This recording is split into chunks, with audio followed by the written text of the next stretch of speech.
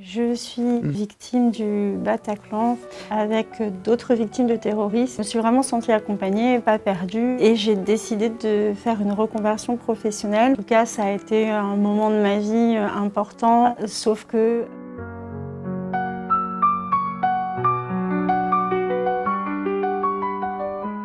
je suis Gaëlle, j'ai 43 ans, j'ai un fils de 17 ans. Je suis victime du Bataclan, des attaques du 13 novembre 2015. Moi, les premières années, j'étais en soins, on va dire, très intensifs, sur une grosse reconstruction chirurgicale qui a toujours lieu, mais j'ai connu l'ONAC à partir de fin 2016-2017, grâce à mon avocate qui m'indiquait que les enfants de victimes d'actes de terrorisme pouvaient être pupilles.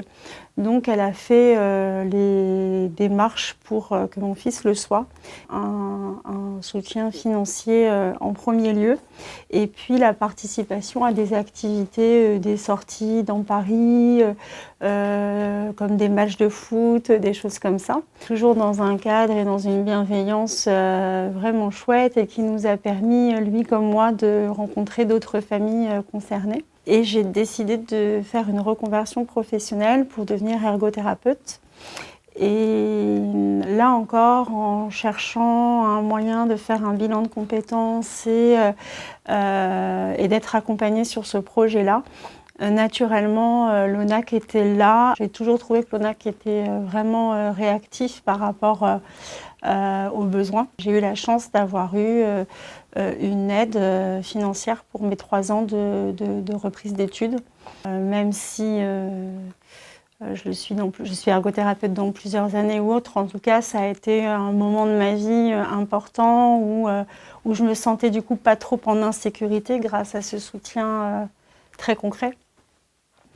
Et puis surtout, j'ai eu la chance en janvier 2025 de bénéficier d'un stage de reconstruction par le sport au ski avec le cercle sportif des Invalides pendant une semaine dans la station de Valseny avec d'autres victimes de terrorisme, et surtout c'était en mixité avec des militaires blessés, et c'était aussi tout l'intérêt de ce stage de confronter nos deux mondes, même si les blessures visibles et invisibles peuvent être très similaires parfois.